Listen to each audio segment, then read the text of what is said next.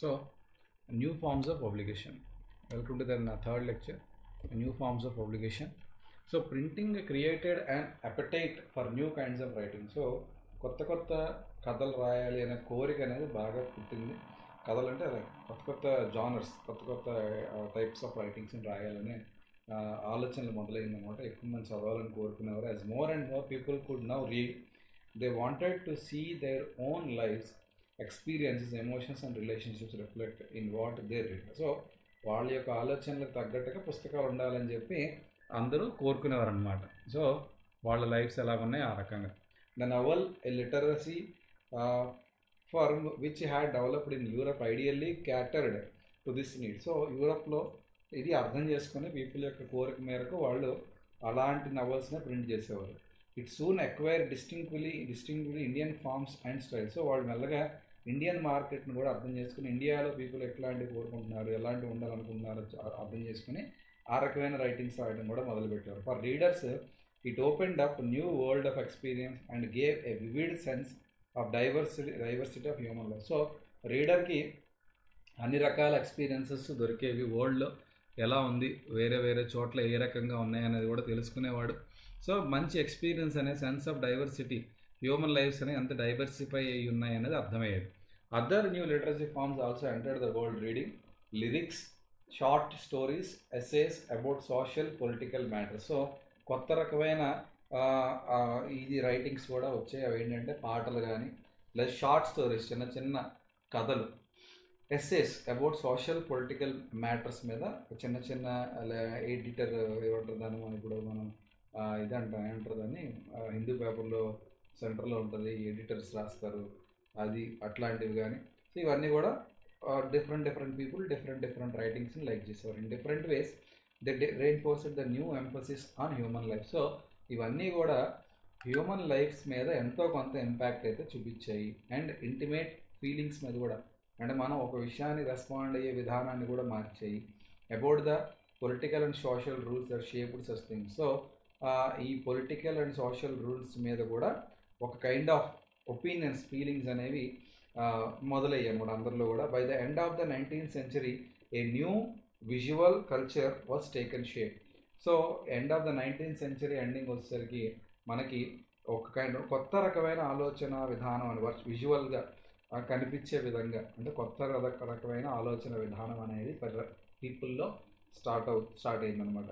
With the setting up of an increasing number of printing presses, visual images could be easily reproduced. So visual images అంటే, so ఇక్కడ మనకు ఉంది right side ఒక picture ఉంది, ఇది visual image. ఇవి కూడా రీప్రింట్ కావటం, అంటే ఇలాంటి ఇమేజెస్ని కూడా ఈజీగా మల్టిపుల్ కాపీస్లో ప్రింట్ చేసేవారు అనమాట. పెయింటర్స్ లైక్ రాజా రవి వర్మ, ఈయన చాలా great painter of India. So Raja Ravi Varma produced images for mass circulation. ఈయన ఒక అంటే ఉన్న విషయాన్ని ఆ పిక్చర్ రూపంలో మార్చి ఎక్స్ప్లెయిన్ చేయటం. సో అలాంటి పిక్చర్స్ అనేవి చాలా ఎక్కువగా వైడ్గా సర్క్యులేషన్ అయ్యేవి. Poor wood engravers who made wood blocks set up shop near the letter presses and were employed by printing shops. So కొంతమంది వీటిని రీప్రింట్ చేయడానికి వుడెన్ బ్లాక్స్తో కూడా ఈ షాప్స్ బయట ఎక్కడైతే ప్రెసెస్ ఉన్నాయో వాటి చుట్టుపక్కల ఈ వుడెన్ బ్లాక్స్ వాళ్ళు కూడా ఉండేవారు. సో దట్ వాళ్ళు కూడా కొన్ని ప్రింట్స్ని కాపీ చేసి ప్రింట్ చేసేవారు. So cheap prints and calendars easily available in the bazaar. So బజార్లో మనకి మార్కెట్స్ ఉంటాయి కదా, ఆ మార్కెట్స్లో ఈ చీప్ ప్రింట్స్, తక్కువ కాస్ట్ ప్రింట్స్ అవైలబుల్గా ఉండేవి, క్యాలెండర్స్ అవైలబుల్గా ఉండేవి బజార్స్లో. Could be bought even by the poor. So వాళ్ళు అవి కొనుక్కొని ఇంట్లో పెట్టుకునేవారు. ఓకే, ఈ పెయింటింగ్స్ కానీ లేదా క్యాలెండర్స్ కానీ ఇంట్లో తగిలించుకుంటారు కదా, the walls of their home and the place of their work, అన్ని చోట్ల కూడా ఇవి పెట్టుకునేవారు అనమాట. These prints began shaping popular ideas about modernity and tradition, religion, politics and society and culture. So ఇవన్నీ ప్రింట్స్ అనేవి మనలో కొత్త రకాలైన ఐడియాస్, మనలో మోడర్నైజ్ చేసుకునే ఐడియాస్ని సృష్టించడం, లేదా మన ట్రెడిషన్ మీద, ఒక రిలీజియన్ మీద, పాలిటిక్స్ గురించి జరుగుతున్నటువంటి పాలిటిక్స్ గురించి, సొసైటీ గురించి, కల్చర్ గురించి, వీటన్నిటి మీద కూడా నీ ఐడియాలజీ మారే విధంగా ఇవి ప్రొవోక్ చేస్తాయి అన్నమాట. So by the 1870s caricatures and cartoon were being published in journals and news పేపర్స్లో కూడా, జర్నల్స్లో కూడా వీటిని పబ్లిష్ చేయటం మొదలుపెట్టారనమాట. Okay, commenting on social political issues. ఇప్పటికీ కూడా మీరు ఏ న్యూస్ పేపర్ చూసినా ఒక కార్టూన్ కార్నర్ ఉంటుంది, చిన్న ఒక కార్నర్లో ఒక కార్టూన్ క్రిటిసైజింగ్ ఎనీథింగ్ ఉంటుంది. ఓకే, ఉంటుంది. సో ఈ రకంగా ఇవన్నీ కూడా మొదలయ్యాయి అన్నమాట. Some caricatures ridiculed the educated Indians, fascinating with Western tastes and class. So కొన్ని ఇండియన్స్ ఫ్యాసినేషన్కి తగ్గట్టుగా ఉంటే కొన్ని వెస్ట్రన్ టేస్ట్ క్లాతింగ్కి ఉండే విధంగా కొన్ని ఉండేవి. While others express the fear of social change. కొన్ని ఈ సోషల్ చేంజ్ జరిగిపోతుంది, వెస్ట్రన్ కల్చర్ మనల్ని పూర్తిగా మార్చేస్తుంది, ఇండియన్ కల్చర్ని చంపేస్తుందనే కైండ్ ఆఫ్ భయం కూడా కొంతమందిలో ఉండేది. There were imperial caricatures lampooning nationalist as well as nationalist cartoons criticising imperial rule. So కొన్నేమో ఇంపీరియల్ సర్క్యులేట్స్లో క్యారికేచర్స్ నేషనలిస్ట్ని క్రిటిసైజ్ చేసే విధంగా ఇంపీరియల్స్ క్యారికేచర్స్ తయారు చేస్తే, నేషనల్ కార్టూన్స్ ఇంపీరియల్ రూల్ని క్రిటిసైజ్ చేసే విధంగా నేషనలిస్ట్ కార్టూన్స్ని తయారు చేస్తారు. ఈ రకంగా ఒకళ్ళ మీద ఒకళ్ళు ఈవెన్ ఇది చేసుకోవడానికి క్రిటిసైజ్ చేసుకోవడానికి కూడా ఈ ప్రింటింగ్ని అనే క్యారికేచర్స్ కానీ కార్టూన్స్ కానీ వాడుకునేవారు అనమాట. Women and print. Lives and feelings of women began to be return in particularly vivid and intense ways. So women యొక్క జీవితాలని కానీ లేదా వాళ్ళ యొక్క ఫీలింగ్స్ని కానీ చాలా రకరకాల విధంగా చాలా ఇంటెన్స్ వేస్లో రాసేవారు అనమాట. Women reading therefore increase enormously in middle class homes. ఎందుకంటే జనరల్గా వాళ్ళు ఎప్పుడు ఇంట్లో ఉండేవారు కాబట్టి వాళ్ళకి టీవీ గట్రా ఉండేది కాదు కాబట్టి ఎక్కువగా పుస్తకాలు ఉమెన్ ఎక్కువ చదివేవారు, ఉమెన్ ఎక్కువగా దానికి కనెక్ట్ అయ్యేవారు. So liberal husbands and fathers began educating their women folk at home. So ఎవరైతే లిబరల్ థాట్స్ ఉన్నటువంటి హస్బెండ్స్ కానీ సో ఫాదర్స్ కానీ అమ్మాయిలకి చదువు అనేది నేర్పించేవారు. Okay, and sent them schools, ఇంట్లోనే నేర్పించారు లేదా స్కూల్స్కి పంపించడం కానీ. When women schools were set up in the cities and towns after the mid 19th century. So 19th centuryలో ఉమెన్కి సెపరేట్గా స్కూల్స్ సెటప్ చేసిన తర్వాత ఉమెన్ ఎక్కువగా ఆ schools పంపించేవారు. Many journals began carrying writings by women and explained why women should be educated. So చాలా journals అనేవి ఉమెన్కి ఎందుకు చదువు చెప్పించాలి, ఉమెన్ రాసినటువంటి రైటింగ్స్ ఎన్నో ఉండేవి. అందులో వాళ్ళు క్లియర్గా ఉమెన్ ఎందుకు ఎడ్యుకేట్ చేయాలి, ఉమెన్కి ఎందుకు అవసరం ఎడ్యుకేషన్ అనేది ఎక్స్ప్లెయిన్ చేసేవారు. They also carried A syllabus and attached suitable reading matter which could be used for home based schooling. So అలాగే ఆ పుస్తకాలతో పాటు ఆ నవల్స్తో పాటు వీళ్ళు వాళ్ళకి చదువుకోవడానికి ఉపయోగపడే మెటీరియల్ని కూడా ప్రింట్ చేసి ఆ పుస్తకాలతో పాటు హోమ్ బేస్డ్ స్కూలింగ్, ఇంట్లోనే కూర్చొని చదువుకునే విధంగా వాళ్ళు తయారు చేసేవారు. But not all families were liberal. Conservative Hindus believed that literate girl would be widowed and Muslim feared that educated women would be corrupt by reading. So చాలా orthodox Hindus, conservative mindset ఉన్న Hindus, అంటే పురాణాలు ఏం చెప్తే అదే మనం follow అవ్వాలి, మనం మారకూడదు అనుకునే కన్జర్వేటివ్ మైండ్ సెట్ ఉన్న హిందూస్ లేక అమ్మాయి కనుక చదువుకుంటే త్వరగా విడో అయిపోతుంది, అంటే తన భర్త చనిపోతాడనే నమ్మకంతో ఉండేవారు. Muslim feared that educated women would be corrupted. So reading చదవడం ద్వారా వాళ్ళ మైండ్ అనేది కరప్ట్ అయిపోతుంది, ముస్లిమ్స్ ఆ రకంగా ఆలోచించేవారు. Urdu romances sometimes rebel women defied such prohibition. So ఈ ఉర్దూ అంటే ఈ ఉమెన్ ముస్లిం ఉమెన్ కొంతమంది రెబల్ ఉమెన్ ఉంటారు కదా, వాళ్ళు దాన్ని పట్టించుకునేవారు కాదు, డిఫై చేసేవారు. ఆ కైండ్ ఆఫ్ ప్రొహిబిషన్, ఉమెన్ చదవకూడదనే ప్రొహిబిషన్ వాళ్ళు డిఫై చేసేవారు అనమాట. We know the story of a girl in conservative Muslim family of north India who secretly read the write in Urdu. Her family wanted her to read only the Arabic Quran, which she did not understand. So she insisted on learning to read the language that she was her own. So ఇలాంటి ఒక అమ్మాయి ముస్లిం north ఇండియాలో ఆ అమ్మాయి సీక్రెట్గా ఉర్దూని నేర్చుకుందనమాట, చదవటం రాయటం.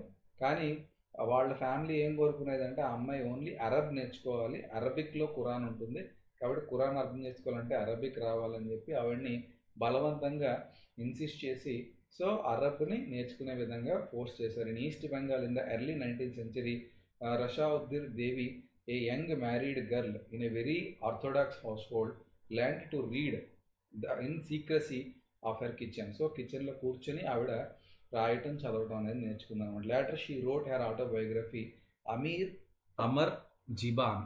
గుర్తుపెట్టుకోండి, చాలా important point, Amar Jiban which was published in 76. It was the first full-length autobiography published in Bengali language. So, Bengali language lo first print aina full-length autobiography avardi autobiography of Rashundari Devi. Okay, and a book parenti Amar Jiban. Okay, Amar Jiban and Bengali language lo rasaru anamata. Since social reforms and novels had already created a great interest in women's lives and emotions, ఈ social reforms ద్వారా novels ద్వారా ఉమెన్లో చాలా రకాలైనటువంటి changes తీసుకురావడానికి ప్రయత్నాలు జరుగుతున్నాయి. There are also interest in what women would have to say about their own lives. So వాళ్ళ జీవితంలో వాళ్ళు ఏం చేయాలనేది వాళ్ళే నిర్ణయించుకోవాలి. From the 1860 a few Bengali women like Kailasha Bashini Devi wrote books highlighting the experiences of women about how women were imprisoned at home. So women ni ఏ రకంగా imprison చేస్తున్నారు, ఇంట్లో ఆవిడ్ని ఇగ్నోరెన్స్లో ఉంచేస్తున్నారు, forced to do hard domestic labour. So ఇంటిలో ఒక కూలీలాగా ఉంచేస్తున్నారు, అంటే treated unjustly by the very people they served. So అయితే ఇవంతా కూడా జరుగుతుంది, ఉమెన్ని చాలా దారుణంగా చూస్తున్నారు అనేది వీళ్ళు వాళ్ళ రైటింగ్స్లో. ఓకే, సో ఎవరికైతే వీళ్ళు సర్వీస్ చేస్తున్నారో, ఇంట్లో కూర్చొని ఎవరైతే హస్బెండ్కి, పిల్లలకి, మా అత్తమామలకి, తల్లిదండ్రులకి సర్వీస్ చేస్తున్నారో వాళ్ళే వీళ్ళని అన్జస్టిఫైడ్ మేనర్లో చూస్తున్నారు అని వాళ్ళు చాలా పుస్తకాలు ప్రింట్ చేశారు. In the 1880s in present day Maharashtra, Tarabai Shinde and Patida Ramabai wrote with passionate anger about the miserable lives of upper caste Hindu women.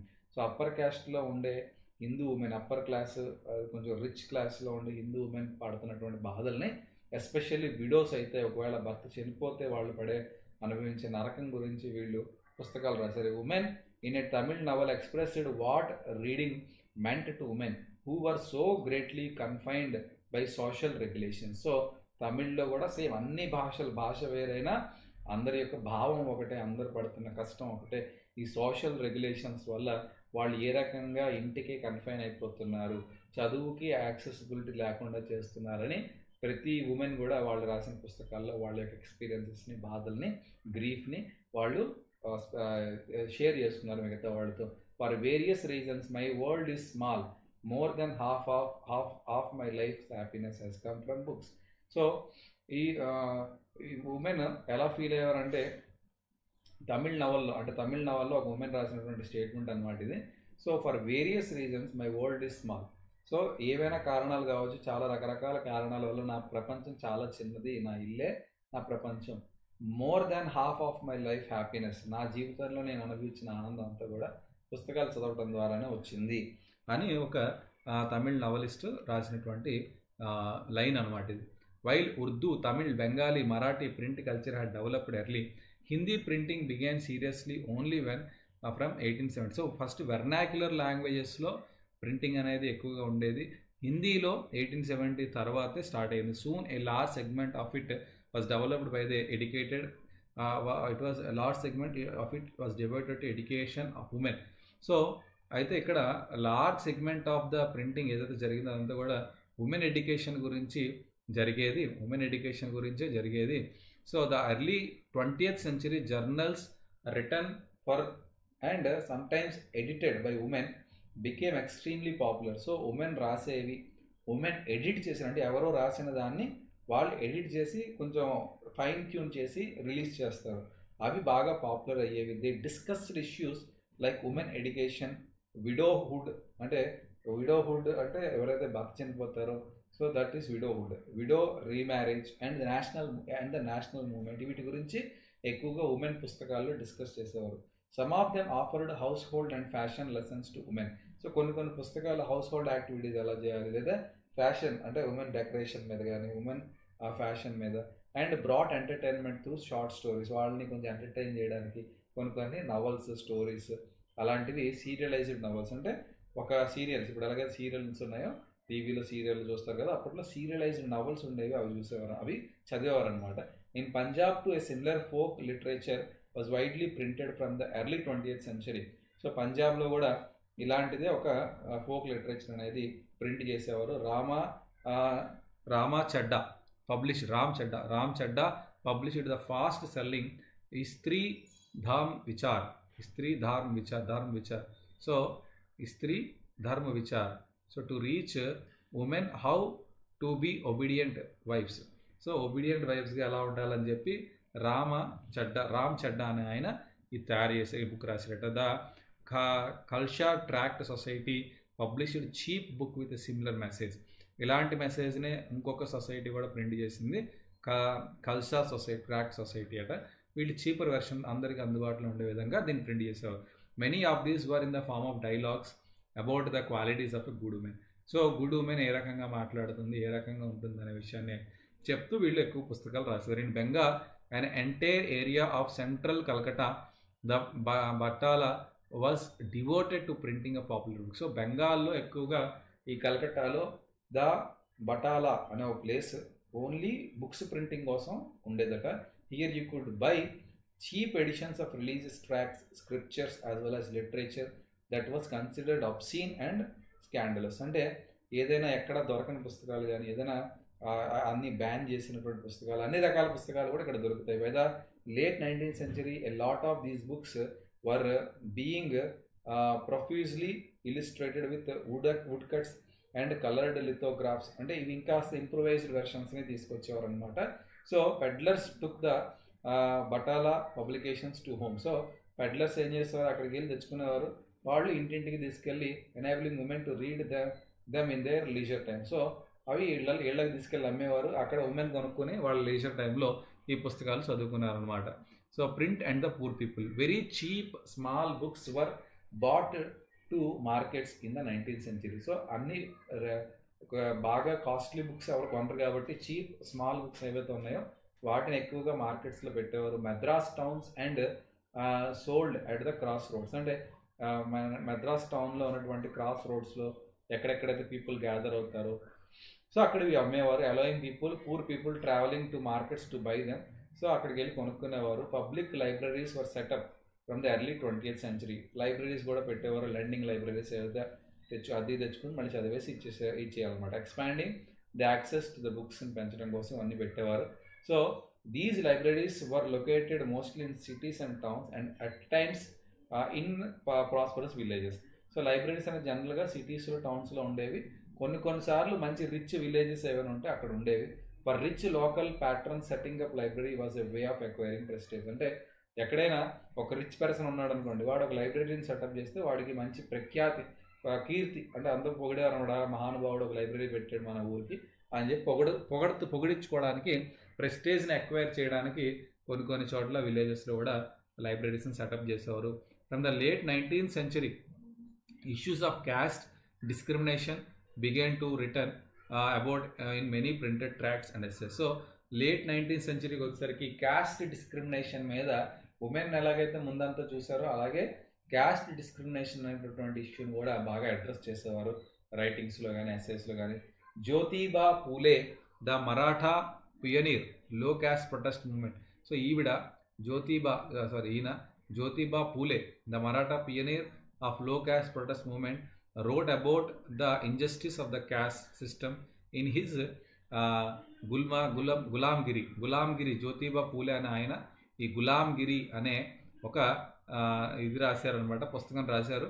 So లో క్యాస్ట్ పీపుల్ని ఏ రకంగా వీళ్ళు ఇది చేస్తున్నారు, క్రిటిసైజ్ చేస్తున్నారు, హ్యూమిలియేట్ చేస్తున్నారు అన్నదాన్ని గులాంగిరి అనే పుస్తకంలో రాశారు. గులాముల్లాగా ఉంచుతున్నారు మమ్మల్ని అని జ్యోతిబా పూలే గారు రాశారనమాట. In the 20th century BR Ambedkar in Maharashtra and E.V. Ramaswamy Naikar in Madras, better known as Periyar, wrote powerfully on caste and their writings were read by people all over India. So B R Ambedkar garu రాసినటువంటివి, అలాగే ఈవి రామస్వామి నాయకర్ పెరియార్ అంటారు ఈయన్ని, వీళ్ళు రాసినటువంటి పుస్తకాలు అనేవి all over India బాగా famous అయ్యాయి on caste discrimination. Okay, so local protest movements and sects also created a lot of popular journals and tracts criticizing ancient scriptures and envisioning a new and just future. అంటే ఈ ఏదైతే old పద్ధతులు ఉన్నాయో వాటిని criticise చేయటం ancient స్క్రిప్చర్స్ని criticise చేయటం, కొత్త ఫ్యూచర్లో ఎలా ఉండాలి, కొత్త ఎన్విజనింగ్ అంటే పద్ధతులు మారాలి, ఎప్పుడు ఒకేలా ఉండకూడదు, సొసైటీకి తగ్గట్టుగా మారాలనే విధంగా వాడు క్రిటిసైజ్ చేసేవారు అనమాట. So workers in factories were to over worked and workers in factories workers in factories were too overworked and lacked the education to write much about their experience. సో ఫ్యాక్టరీస్లో వర్క్ చేస్తున్న వాళ్ళకి ఎక్కువ పని ఉండటం వల్ల వాళ్ళకి ఎడ్యుకేషన్కి దూరం అయిపోయి వాళ్ళు కూడా ఈ ఎక్స్పీరియన్స్ రైటింగ్ కానీ రీడింగ్ కానీ వీటిని ఎక్స్పీరియన్స్ చేయలేకపోయేవారు అనమాట. But Kashibaba a Kanpur mill worker wrote and published Chhote Aur బడే కా సవాల్.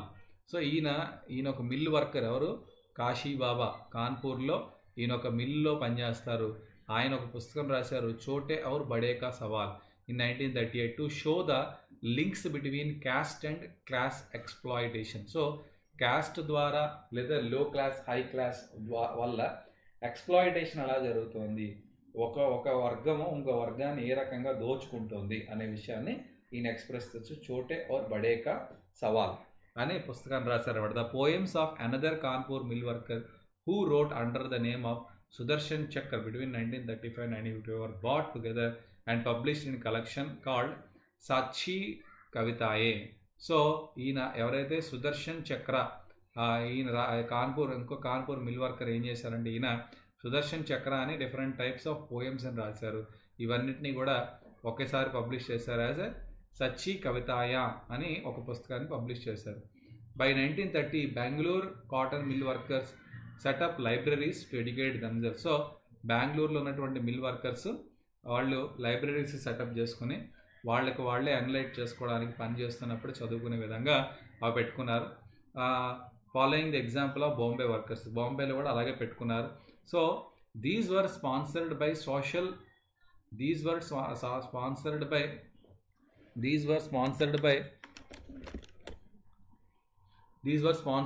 social reformers who tried to restrict excessive drinking among them. So to bring literacy. So వాళ్ళు ఎందుకు పెట్టారంటే, సో డ్రింకింగ్ని అబాలిష్ చేస్తూ లిటరసీని పెరిగితే డ్రింకింగ్ అనేది తగ్గుతుందని అనుకుని ఈ రకంగా వీళ్ళు ఎంకరేజ్ చేశారు. Sometimes to propagate the message of nationalism. So కొన్నిసార్లు నేషనలిజం అనే ఫీలింగ్ని స్ప్రెడ్ చేయడానికి కూడా ఈ లైబ్రరీస్ హెల్ప్ అవుతాయని వీళ్ళు అనుకునేవారు అనమాట. So print and censorship both before 1798 the colonial state under the East India Company was not too concerned with censorship. So 1798 ముందు కొలోనియల్ స్టేట్లో ఉన్నప్పుడు వాళ్ళు పెద్దగా ఈ ప్రింట్ కల్చర్ని పెద్దగా పట్టించుకునేవారు కాదు, సెన్సార్ చేసేవారు కాదు. Strangely it's early measure to control print matter was directed against English man in India.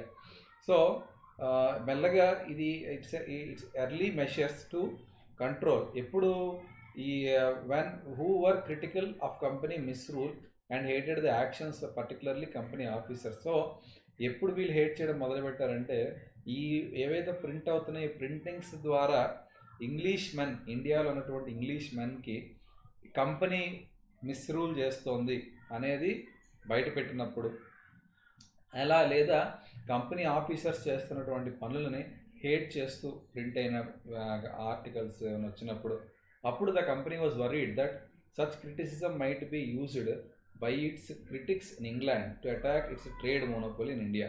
So ఇవన్నీ చూసి ఇవి ఇంగ్లాండ్లో ఈస్ట్ ఇండియా కంపెనీని క్రిటిసైజ్ చేయడానికి ఇక్కడ ఉన్నటువంటి ఈస్ట్ ఇండియా కంపెనీ మీద రాసినటువంటి ఈ ఏవైతే ఉన్నాయో ఈ రైటింగ్స్ని వాడుకునేవారు అనమాట. వాడుకోవడం ద్వారా అక్కడ ఇంగ్లాండ్లో ఈస్ట్ ఇండియా కంపెనీని క్రిటిసైజ్ చేసేవారు. So by the 1820 the Calcutta supreme court passed certain regulations to control press freedom and the company began encouraging publication of newspaper that would celebrate British rule. So మెల్లగా కలకత్తా సుప్రీం కోర్టు కొన్ని regulations అనేవి పెట్టింది అనమాట press ఫ్రీడమ్ని control చేయడానికి.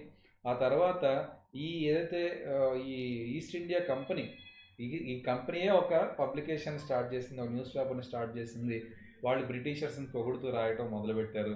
In 1835 faced with urgent petitions by editors of English and vernacular newspapers, Governor General Bentinck agreed to revise press law. So ఈ press ఫ్రీడమ్ని suppress చేయడం correct కాదని అందరూ గొడవ పెట్టేసరికి సో గవర్నర్ జనరల్ బెంట్రిక్ మళ్ళీ ఒప్పుకుంటాడు అనమాట. సో టు రివైజ్ ప్రెస్ లాస్ని మళ్ళీ రివైజ్ చేయడానికి ఒప్పుకుంటాడు. So Thomas Macaulay a liberal colonial official formulated new rules. So Thomas Macaulay అని ఆయన కొత్త రూల్స్ని మొదలు పెడతాడు. So restored the earlier freedoms, ముందున్నటువంటి ఫ్రీడమ్స్ ఏవైతే ఉన్నాయో వాటిని రిస్టోర్ చేస్తాడు.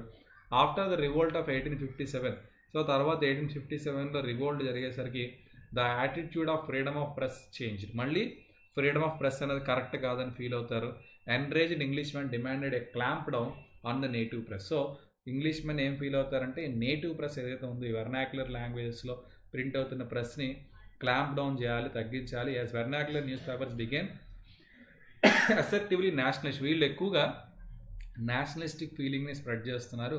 The colonial government began debating measures of stringent control. So vernacular లాంగ్వేజెస్ని ఆపాలి, ఇంగ్లీష్లో ప్రింట్ చేస్తే మనకు అర్థమవుతుంది, వెర్నాక్యులర్లో వాళ్ళు ఏదేదో రాసేస్తున్నారు అవి చాలా ఎక్కువగా స్ప్రెడ్ అయిపోతున్నాయి. In 1878 the vernacular press act was pass చేశారు. వెర్నాక్యులర్ ప్రెస్ యాక్ట్ ప్రకారంగా so modelled on the Irish press law. So దీన్ని ఐరిష్ ప్రెస్ లాకి అడుగున ఐరిష్ అంటే Iran. So Irish press laws ఉండేవి చాలా అప్పుడు ఫేమస్ ప్రెస్ లాస్, వాటికి అనుగుణంగా అక్కడ ఎలాగైతే చేస్తారో అదేవిధంగా ఇక్కడ కూడా వెర్నాక్యులర్ ప్రెస్ యాక్ట్ని కూడా పాస్ చేశారు ఇండియాలో. It provided the government with extensive right to censor report and editorials in vernacular press. So వీళ్ళు వెర్నాక్యులర్ ప్రెస్ రాసినటువంటి ఏవైతే రిపోర్ట్స్ ఉంటాయో, ఏవైతే ఎడిటోరియల్స్ ఉంటాయో వాటిని వీళ్ళు సెన్సార్ చేసేయచ్చు అనమాట. వాటిని ఇలా కాదు, ఇలా రాయాలి, ఇది ఉండకూడదు, అది ఉండకూడదు అని తీసేయచ్చు. From now on the government kept regular track vernacular newspaper. So ఇక్కడ నుంచి వెర్నాక్యులర్ న్యూస్ పేపర్లో ఏం రాస్తున్నారు, ఏం పబ్లిష్ చేస్తున్నారని ఎప్పటికప్పుడు చూస్తూ ఉండేవారు, విజిలెంట్గా ఉండేవారు అనమాట. When a report was judged as seditious the newspaper was warned. So ఏదైనా ఒక న్యూస్ పేపర్ రాసినటువంటి న్యూస్ అనేది సెడిషియస్గా ఉన్న, సెడిషియస్ అంటే గవర్నమెంట్కి ఎగ్నెస్ట్గా లేదంటే పక్క వాళ్ళకి ఏదైనా అంటే తప్పుదారని కాదు, మన దృష్టిలో అది కరెక్ట్ దారే, బ్రిటిష్ వాడి దృష్టిలో తప్పు దోవ పట్టించే విధంగా ఉందనుకుంటే వాళ్ళకి ఫస్ట్ వార్నింగ్ ఇస్తారు. If the warning was ignored, warning ignore చేస్తే the press was liable to be seized. So ఆ ప్రెస్ని సీజ్ చేసే రైట్ కూడా బ్రిటిష్ పీపుల్కి ఉంటుంది. And the printing machinery confiscated, వాటిని గవర్నమెంట్ టేక్ ఓవర్ చేసేసుకుంటుంది అనమాట, క్యాప్చర్ చేసేస్తుంది. Despite repressive measures nationalist newspaper grew in numbers. ఎంత క్రష్ చేస్తున్నా, ఎంత సప్రెస్ చేస్తున్నప్పటికీ కూడా నేషనలిస్టిక్ ఫీలింగ్ ఉన్నటువంటి న్యూస్ పేపర్స్ అనేవి అన్ని పార్ట్స్ ఆఫ్ ఇండియాలో బాగా గ్రో అయ్యాయి. They reported on colonial misrule, వాళ్ళు కలోనియల్ మిస్రూల్ని ఎప్పటికప్పుడు ప్రజలకు తెలియజేస్తూ ఉండేవారు. And encouraged national activities, so national యాక్టివిటీస్ని ఎంకరేజ్ చేస్తూ ఉండేవారు. Attempts to throttle nationalist criticism provoked militant protest. So ఈ ఏదైతే నేషనలిస్టిక్ క్రిటిసిజం అంటే ఎప్పుడైతే ఈ అటెంప్ట్స్ జరుగుతున్నాయంటే ఈ బ్రిటిషర్స్కి ఎగ్నెస్ట్గా జరుగుతున్నాయో వాటి వల్ల మిలిటెంట్ ప్రొటెస్ట్ కూడా, అంటే మిలిటెంట్ ప్రొటెస్ట్ అంటే ప్రజలే కొంతమంది మిలిటెంట్స్ లాగా అటాక్ చేయటం బ్రిటిషర్స్ని. So this in turn led to a renewed cycle of persecutions and protest. So ఆ మిలిటెంట్ ప్రొటెస్ట్ జరిగాక బ్రిటిష్ వాడు ఊరుకోడు కదా, ఆడు మళ్ళీ ఏదో చేస్తాడు, మళ్ళీ అది చేసినాడు మళ్ళీ కోపం వచ్చి మనోళ్ళు ఇంకేదో చేస్తారు. ఇలాగా ఒక సైకిల్ ఆఫ్ ప్రొటెస్ట్ అనేవి జరుగుతూ ఉండేవి అనమాట. When Punjab revolutionaries were deported in 1907, Balgangadhar Tilak. So Balgangadhar Tilak wrote with great sympathy about in his, ఇది చాలా ఇంపార్టెంట్, బాలగంగాధర్ తిలక్ రన్ చేసే పేపర్ పేరు ఏంటంటే Kesari. Okay, Kesari. So Balgangadhar Tilak wrote with great sympathy about them in his Kesari. This led to his imprisonment in 1908. 1907లో Punjab రెవల్యూషనరీస్ని ఏం చేశారు, deport చేశారు ఈ Britishers, అంటే జైల్లో పెట్టేశారు. దానికి సింపతిని తెలియజేస్తూ కేసరి అనే పేపర్లో బాలగంగాధర్ తిలక్ రాసినటువంటి రైటింగ్స్కి ఆయన్ని జైల్లో పెట్టారండి. సో దానికి మళ్ళీ ఆయన జైల్లో పెట్టారనే విషయం తెలిసిన తర్వాత మళ్ళీ ఆల్ ఓవర్ ఇండియా పెద్ద ప్రొటెస్ట్ అనేది జరిగింది. ఈ రకంగా ఒక ఈవెంట్ తర్వాత ఇంకో ఈవెంట్ ఇలా జరుగుతూ అంటే ఇక్కడ మనం తెలుసుకోవాల్సింది ఏంటంటే ప్రింట్ కల్చర్ అనేది మనకి ఈ నేషనల్ మూమెంట్లో కూడా చాలా మెయిన్ రోల్ అనేది ప్లే చేసింది. Okay, so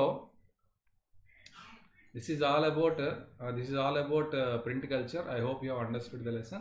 So thank you so much. If you have any doubts, you can put it in a comment. Okay, thank you so much.